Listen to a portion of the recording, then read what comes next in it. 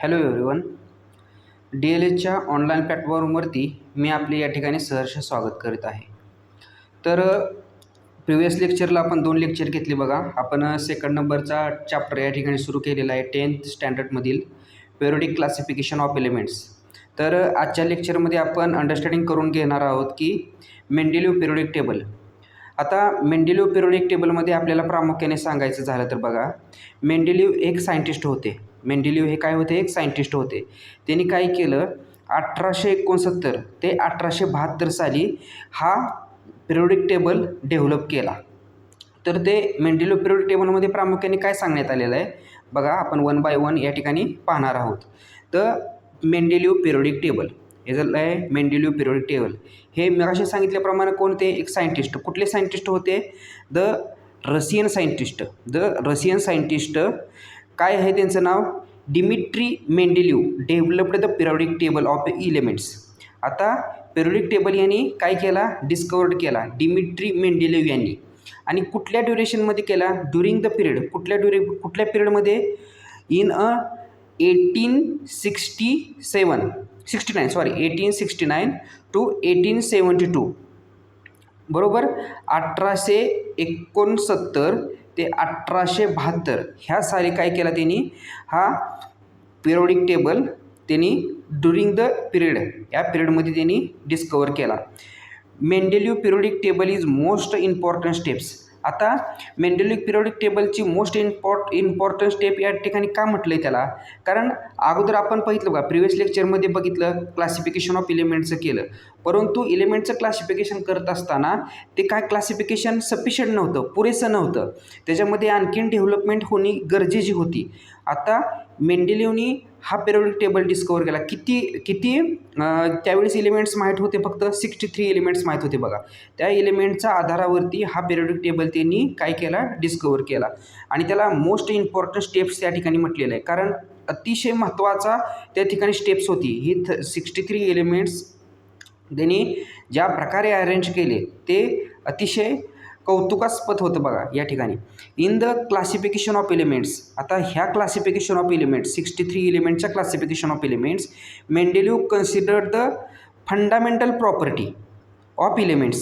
आता कुठल्या fundamental property त्यांनी काय केला? एलिमेंटच्या फंडामेंटल प्रॉपर्टी, मूलभूत गुणधर्म. कुणाचे मूलभूत गुणधर्म? फंडामेंटल प्रॉपर्टी, मूलभूत गुणधर्म. कुणाचे? एलिमेंटचे. आणि मूलभूत गुणधर्माचा फंडामेंटल प्रॉपर्टीचा एलिमेंट्सच्या नेमली कशाच्या आधारे? Atomic mass as a standard arranged in 63 elements. आता कुणाचे? सगळे आता तुम्हाला वेल नोन आहेत. फंडामेंटल प्रॉपर्टीच्या आधारे काय केलं?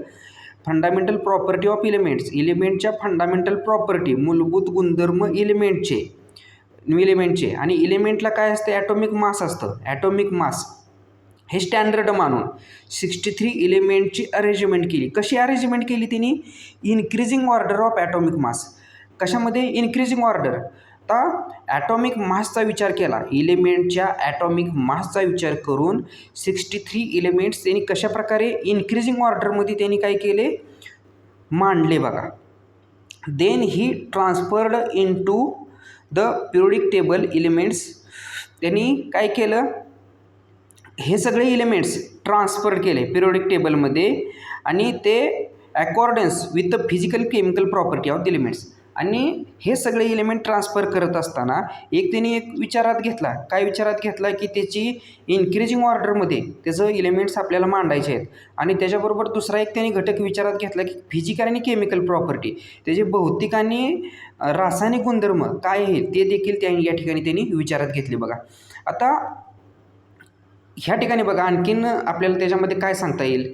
मेंडेलिव्ह organised the periodic table on the basis of chemical and physical property. आपण आता तेच आपण बघितलं बघा. फिजिकल काय असतील? फिजिकल आणि केमिकल प्रॉपर्टीच्या आधारे मेंडेलिव्हने काय केलं?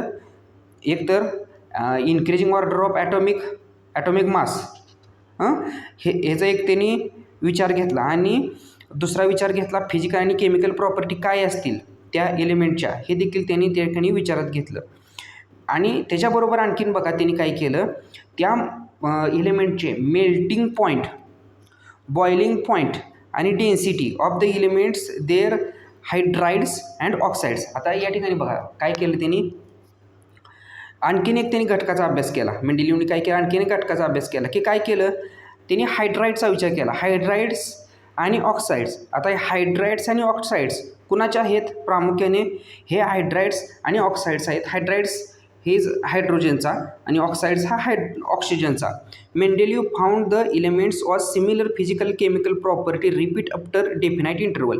आणि यामध्ये त्यांनी काय सांगितलं, एक ठराविक काळानंतर काय होतं आहे, ज्या प्रॉपर्टी आहेत त्या प्रॉपर्टी रिपीट होत आहेत.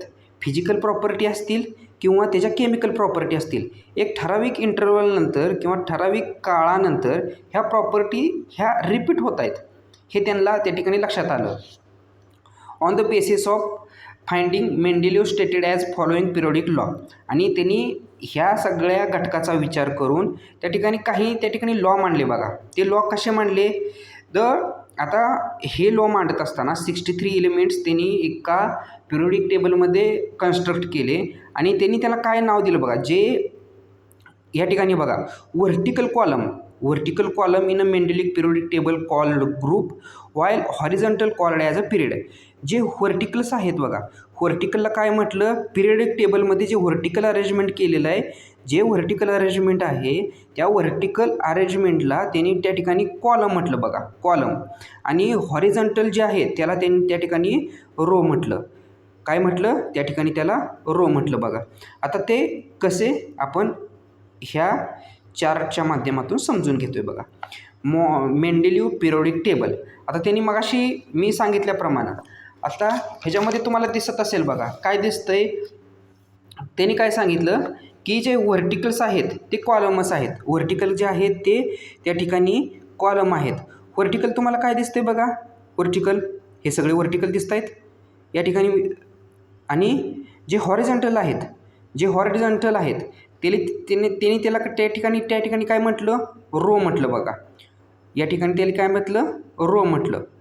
आता हे पिरियडिक टेबल त्यांनी मांडत असताना कशाच्या आधारे मांडला, ॲटॉमिक मासच्या आधारे म्हटला. हायड्रोजन असेल, लिथियम असेल, बेरिलियम असेल, बोरॉन असेल, कार्बन असेल, नायट्रोजन, ऑक्सिजन, हे सगळं त्यांनी काय केलं, ॲटॉमिक मासच्या आधारे हा पिरियडिक टेबल त्यांनी त्या ठिकाणी म्हटला. हे आहे ते आपले पिरियड आहेत बरोबर, आणि हे आहेत आपले ग्रुप आहेत बघा. लक्षात आलं तुमच्या. आणि त्याच्यामध्ये बघा आणखीन एक आपल्याला सांगायचं काय, त्याच्यामध्ये हे सगळं त्यांनी मांडलं, पिरियडिक टेबल त्यांनी मांडला. कशाच्या आधारे मांडला, property of elements are periodic function of their atomic mass. Property of elements, जे मूलद्रव्यांचे गुणधर्म आहेत हे त्यांच्या अणुवस्तुमानाचे आवर्ती फलक असतात बघा. हा सगळ्यात लॉ महत्त्वाचा आहे, हा तुम्ही या ठिकाणी लक्षात ठेवा. हे जे प्रॉपर्टी आहेत एलिमेंटच्या, ज्या प्रॉपर्टी आहेत, जे मूलद्रव्याचे गुणधर्म आहेत, हे त्यांच्या अणुवस्तुमानाच्या, कुणाच्या अणुवस्तुमानाच्या, ॲटॉमिक मासच्या अणुवस्तुमानाच्या आवर्ती फलक असतात. हे या ठिकाणी तुम्ही लक्षात ठेवा. आता ह्याच्यामध्ये बघा, ह्या चार्टमध्ये तुम्हाला सांगायचं झालं तर in a general molecular formula of compound show. आता या ठिकाणी त्यांनी एक मॉलिक्युलर फॉर्म्युला डेव्हलप केला बघा. काय आहे तो, R²O2, R² या ठिकाणी R²O आणि R²O3. हा एक जनरल मॉलिक्युलर फॉर्म्युला. मॉलिक्यूल आपल्याला लिहायचे आहेत, हे सगळे एलिमेंट्स आहेत, मॉलिक्यूल जनरेट होतात, ते मॉलिक्यूल्स आपल्याला लिहायचे आहेत. पण हे मॉलिक्यूल लिहित असताना R²O आणि R²O2 ह्याच्या रूपात लिहायचे आहेत. आणि आता हे मेंडेलिव्ह पिरियडिक टेबलने कसं लिहिलं, RH2 RH3 अशा प्रकारे त्यांनी त्या ठिकाणी मांडत गेले बा. हे फक्त जस्ट इंट्रोडक्शन म्हणून तुम्हाला माहीत असू द्या, हे आपल्याला पुढं लागायचे आहेत बघा. लक्षात आलं तुमच्या. आता बघा हे मांडल्यानंतर आता मेंडेलिव्ह पिरियड टेबलने 63 एलिमेंट्स अरेंज केले, 63 एलिमेंट्स मांडले. त्याच्यानंतर आपल्याला त्याचे मेरिट्स बघायचे आहेत बघा. मेरिट्स ऑफ मेंडेलिव्ह पिरियडिक टेबल, हे जे काही मेरिट्स आहेत ते मेरिट्स आपल्याला 1 बाय 1 मेरिट आपल्याला पाहायचे आहेत. आता मेरिट्समधला पहिला पॉईंट सांगायचा झाला तर बघा, सायन्स कसं आहे तुम्हाला माहीत आहे. कुठलंही आपलं सायन्स आहे, सायन्स हा सब्जेक्टच आहे तो प्रोग्रेसिव्ह आहे बघा. प्रोग्रेसिव्ह म्हणजे ह्याच्यामध्ये काय होत जाते, प्रोग्रेसिव्ह म्हणजेच उत्क्रांती होत जाते बघा. हे आपल्या सायन्स जो सब्जेक्ट आहे तो सायन्स कसा प्रोग्रेसिव्ह म्हणजे उत्क्रांती होत जाते. प्रोग्रेसिव्ह आहे बघा. प्रोग्रेसिव्ह म्हणजे त्याच्यामध्ये एक ठराविक काळानंतर ह्याच्यामध्ये काय डेव्हलपमेंट होत असते बघा. ह्याच्यामध्ये डेव्हलपमेंट होत असते, ह्याच्यामध्ये उत्क्रांती होत असते. आणि there is a freedom in science to revise the old inference by the using more advanced means a method of doing the experiments. आता ह्याच्यामध्ये बघा, जे आपल्याला सायन्समध्ये काय आहे, ज्या पहिल्या गोष्टी घडल्या आहेत, त्या घडलेल्या गोष्टीमध्ये काहीतरी वेगळं त्याच्यामध्ये करून आणायचं, त्याच्यामध्ये अडॅप्ट करायचा. तो कशाच्या माध्यमातून करायचा? एक्सपेरिमेंटच्या आधारे करायचं बघा. एक्सपेरिमेंट करायचे.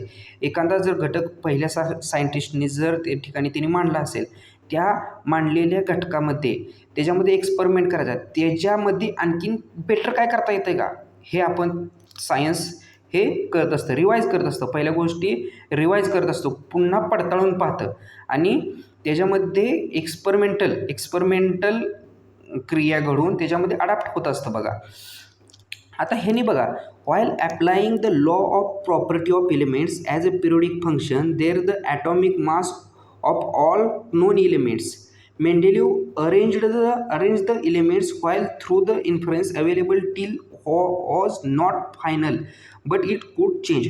आता मेंडेलिव्हने काय केलं, जे इलेमेंट्स आपल्याला 63 इलेमेंट्स त्या ठिकाणी शो केले, पिरियोडिक टेबलमध्ये दाखवले, हे त्याची जागा ही फायनल आहेत असं त्यांनी त्या ठिकाणी मांडलं नाही बघा. जी मिळालेली माहिती आहे, ह्या मिळालेल्या माहितीच्या आधारे ही जागा काही फायनल नाही, ह्याच्यामध्ये काहीतरी बदल होत नाही, पण त्याच्यामध्ये काहीतरी बदल होणार आहे.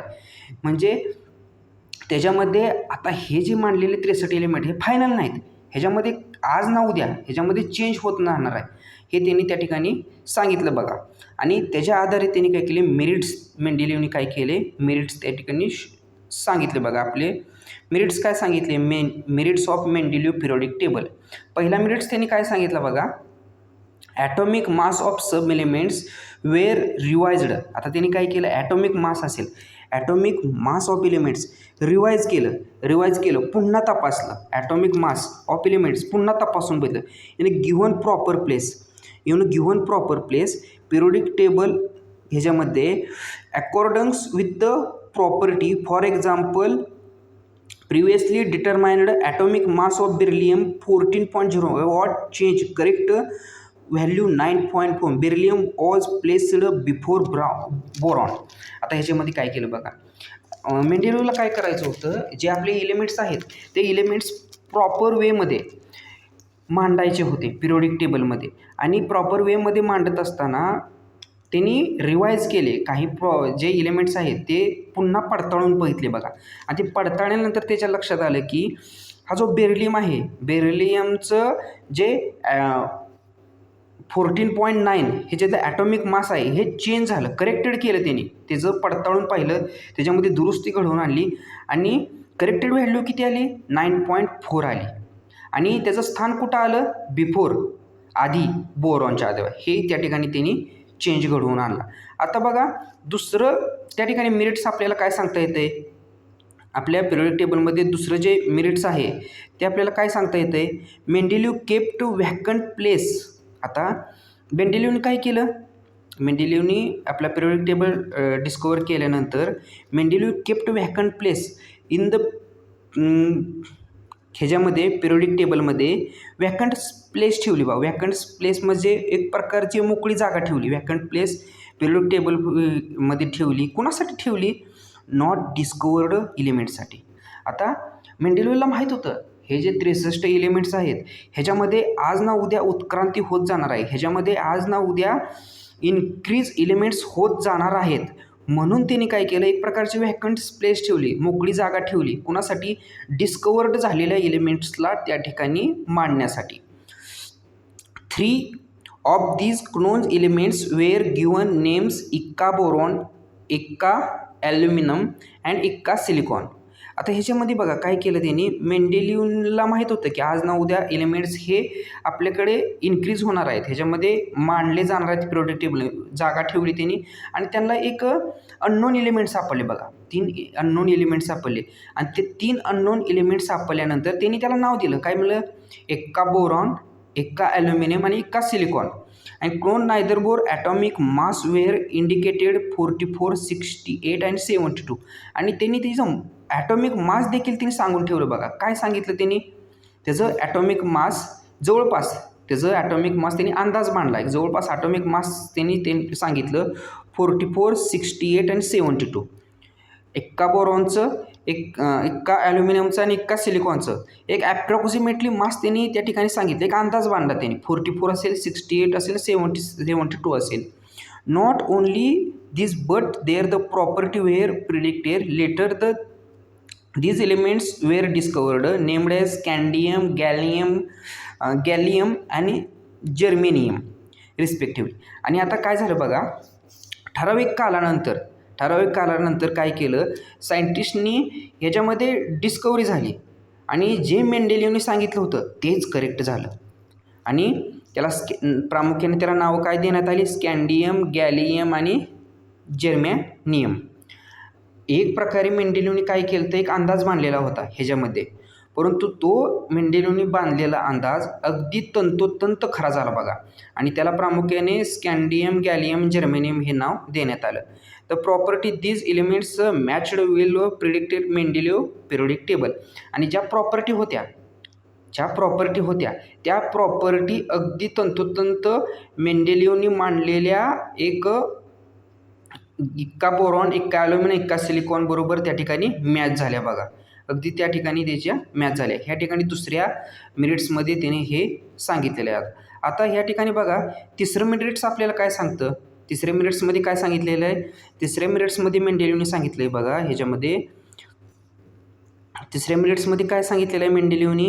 तिसऱ्या मिनिट्समध्ये सांगितलं आहे there was no place reverse for noble gases in a Mendeleev organised periodic table. आता मेंडेलियवने एवढा सगळा पिरियोडिक टेबल मांडला, परंतु या ठिकाणी नोबेल गॅससाठी मेंडेलियवने जागाच ठेवली नाही. काय केले नाही? मेंडेलियवने जागाच ठेवली नाही नोबेल गॅससाठी. नोबेल गॅस जर शोध लागलेले नोबेल गॅस हे कुठं मांडायचे? ह्याच्यामध्ये वॅकंट प्लेसच ठेवली नाही, मोकळी जागाच ठेवली नाही बघा. मग काय केलं? ह्याच्यामध्ये काय केलं नोबेल गॅस? ह्याच्यामध्ये काय झालं बघा. while noble gas such as helium, neon, argon were discovered toward the end of 19th century. आता सुरुवातीलाच मी तुम्हाला सांगितलं होतं मेंडेलिव्हला माहीत होतं की ह्याच्यामध्ये आणखी इन्क्रीज होणार आहेत, एलिमेंट्स वाढणार आहेत. आणि तसंच झालं 19व्या शतकाच्या 19th सेंचुरीमध्ये नोबेल गॅसचा शोध लागला. हेलियम असेल, निऑन असेल, आर्गॉन असेल. परंतु नोबेल गॅसला मांडायचं कुठं हे मेंडेलिव्हने जागाच ठेवली नव्हती. मग काय झालं बघा, Mendeleev created 0 groups without disturbing the original periods tables in which the noble gas were fitted very well. आता याच्यामध्ये 0 त्या ठिकाणी ग्रुप तयार केला. Mendeleev created 0 groups were disturbing. आता जे सगळे एलिमेंट्स त्यांनी मांडलेत ह्या एलिमेंटला तर धक्का नाही लागला पाहिजे आणि हे नोबेल गॅस आहेत ते नोबेल गॅस तर पिरियोडिक टेबलमध्ये आले पाहिजेत. त्यासाठी काय केलं, एक वेगळा त्या ठिकाणी ग्रुप मांडला आणि त्याला वेल फिटेड अगदी आपल्या मराठी भाषेमध्ये सांगायचं झालं तर अगदी तंतोतंत अगदी पिरियोडिक टेबलला धक्का न लागता बरोबर मॅच झाले बघा. हे सगळे जे ते हेलियम असेल, निऑन असेल, आर्गॉन असेल हा तंतोतंत त्याच्यामध्ये फिटेड झाला, हा बसला. हे या ठिकाणी आपल्याला त्याच्या मेरिट्समध्ये सांगता येतील. Merits of Mendeleev periodic table ह्याच्यामध्ये आपल्याला सांगता येतील. आता दुसरा ह्याच्यामधला जो पॉईंट्स आहे बघा, demerits of Mendeleev periodic table. Demerits, आता मेरिट्स असतात त्याचे गुण असतात तसे त्याचे डिमेरिट्स पण असतात बघा. डिमेरिट्स पण त्या ठिकाणी असतात. ते डिमेरिट्स काय आहेत ते आपण 1 बाय 1 या ठिकाणी पाहणार आहोत.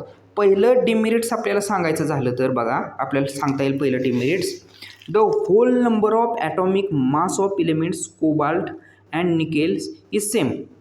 आता पहिलं मेरिट्स काय सांगता येते की होल नंबर पूर्ण नंबर कुणाचा ॲटॉमिक मास, जो ॲटॉमिक मास आहे कोबाल्ट असेल आणि निकेलचा असेल, कोबाल्टचा ॲटॉमिक मास आणि निकेलचा ॲटॉमिक मास हे सेमच आलं.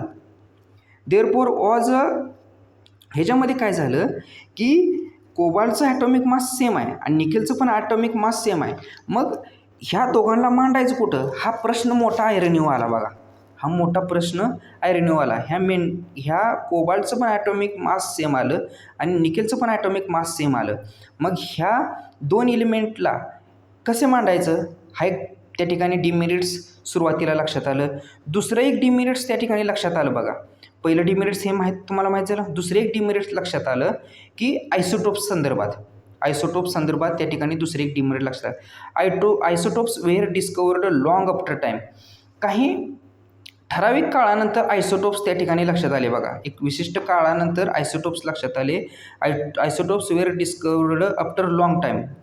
काही वेळानंतर आयसोटोप्स लक्षात आले. Isotopes have a same chemical property different atomic mass. आता ह्याच्यामध्ये बघा, पहिल्या मेरिट्समध्ये काय होत होतं, कोबाल्ट असेल, निकेल असेल, त्यांचा ॲटॉमिक मास सेम होतं. त्यांना कुठं मांडायचा हा प्रश्न होता. परंतु हिथं वेगळा आहे. हिथं त्याच्या केमिकल प्रॉपर्टी सेम आहे त्या, पण त्याचं ॲटॉमिक मास जे आहे हे डिफरंट आहे. लक्षात आलं.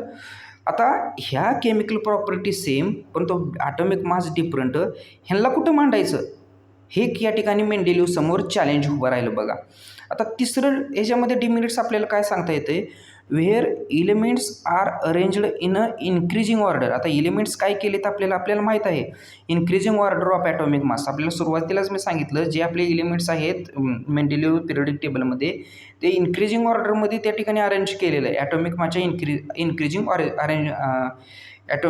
इन्क्रीजिंग ऑर्डरमध्ये the rise of atomic mass does not appear to be a uniform, it not be possible therefore the predict how many elements could be discovered between two heavy elements. आता ह्याच्यामध्ये बघा, जे मास आहे, atomic mass आहे एलिमेंटचं, ते एक संघ वाढत नाही. युनिफॉर्म ॲपेअर म्हणजे atomic mass does not appear to uniform, एक संघ या ठिकाणी वाढत जात नाही बघा. त्याचा रेट जो आहे ॲटॉमिक मास वाढण्याचा या ठिकाणी सारखा आहे. पहिल्या समजा 1 नंबरचा जो एलिमेंट आहे तो जेवढ्या रेटनं वाढतोय त्याच रेटनं दुसरा एलिमेंटचं ॲटॉमिक मास वाढेल असं नाही. का? कारण त्याच्यामध्ये काय हेवी एलिमेंट्स आलेत बघा. त्यामध्ये काहीतरी हेवी एलिमेंट ज्यावेळेस ह्या दोन्हीच्यामध्ये जर हेवी एलिमेंट्स आला तर ऑब्वियसली तुम्हाला माहीत आहे, जर हेवी जर मास असेल तर त्याचा जो रेट आहे युनिफॉर्म वाढण्याचा किंवा त्याचं स्पीड आहे हे कमी होणार आहे. त्याच्यामुळे ॲटॉमिक मास इन्क्रीजिंग ऑर्डरमध्ये बरोबर इन्क्रीजिंग ऑर्डर माहीत आहे, इन्क्रीजिंग ऑर्डरमध्ये वाढत आहेत, परंतु त्याचं स्पीड जे आहे त्या स्पीडच्या संदर्भात आपल्याला या ठिकाणी ह्या पिरियडिक टेबलमध्ये मेंडेलिव्हला सांगता आलं नाही. हेवी जर एलिमेंट्स आले तर ते कसं त्या ठिकाणी त्याचं मास वाढणार किंवा कसे ते ट्रॅव्हल करणार हे ते त्या ठिकाणी मेंडेलिव्हला सांगता आलं नाही. आणि तिसरा सगळ्यात महत्त्वाचा बघा, पोझिशन ऑफ हायड्रोजन. हायड्रोजनची पोझिशन या ठिकाणी मेंडेलिव्हला सांगता येईल नाही किंवा हायड्रोजन कुठल्या पोझिशनमध्ये या ठिकाणी राहू शकतो हे पण सांगता येईल. का? तर कारण हायड्रोजन शोज सिमिलर. आता हायड्रोजन जो होता तो हायड्रोजन सिमिलर म्हणजे सारखेपणा होता. जो आपला हायड्रोजन हायड्रोजनमध्ये सारखेपणा होता. Group 6-7 for example molecular formula of hydrogen H2. आपल्याला माहीत आहे H2 हा काय आहे, आपल्या हायड्रोजनचा मॉलिक्युलर फॉर्म्युला आहे. हायड्रोजनचा मॉलिक्युलर फॉर्म्युला H2 बरोबर तसाच मॉलिक्युलर फॉर्म्युला कोणाचे आहेत, फ्लोरीन आणि क्लोराईड F2 आणि Cl2 रिस्पेक्टिव्हली. मग काय होत होतं, हायड्रोजन त्याच्यासारखा दिसत होता. कोणासारखा, फ्लोरीनसारखा आणि क्लोरीनसारखा बरोबर. त्याच्यामुळे हायड्रोजनला कुठं मांडायचं हा एक मोठा त्या ठिकाणी प्रश्न निर्माण झालेला होता बघ. आणखीन एक पोझिशन ऑफ हायड्रोजनबद्दल सांगायचं झालं, there is a similar in the molecular formula compound hydrogen alkali metal. आणि आता ह्याच्यामध्ये बघा काय होत होतं, जो आपला सोडियम होता, सोडियम काय आहेत, अल्कलाय मेटल. अल्कलाय म्हणजे एक प्रकारचे ते अल्कलाय. आपण मराठीमध्ये सांगायचं झालं तर अल्कलायला आपण म्हणतो अल्कलाय म्हणजे एक प्रकारचं ॲसिड आणि बेस. थोडक्यात बेस अल्कलाय म्हणजे base, acid base. Molecular formula of compound hydrogen alkali metal sodium आणि potassium formed by chloride and oxygen considering the above property cannot be decided where the correct position of hydrogen in the group. आता या ठिकाणी काय होतं बघा, जो आपला position of hydrogen होते, हायड्रोजन काय करत होतं, जसं प्रिव्हियसली सांगितल्याप्रमाणे फ्लोराईड असेल किंवा क्लोराईड असेल त्यासारखं दिसत होतं. आणि आणखीन एक होत होतं बघा, या ठिकाणी हायड्रोजन अल्कलाई मेटल म्हणजे अल्कलाई मेटलच्या प्रॉपर्टी त्या ठिकाणी तो शो करत होता. त्याच्यामुळं हायड्रोजनला कोणती पोझिशन द्यायची हे सायंटिस्टला लक्षात आलं नाही बघा. तर आजच्या DLS एज्युकेशनच्या ऑनलाईन प्लॅटफॉर्मवरती तुम्ही या ठिकाणी माझे लेक्चर अटेंड केले त्याबद्दल मी आपला सहर्ष आभारी आहे. आणि आपण नेक्स्ट पिरियडला मॉडर्न पिरियोडिक टेबल या ठिकाणी अंडरस्टँड करून घेणार आहोत. तर भेटूया नेक्स्ट लेक्चरला. धन्यवाद.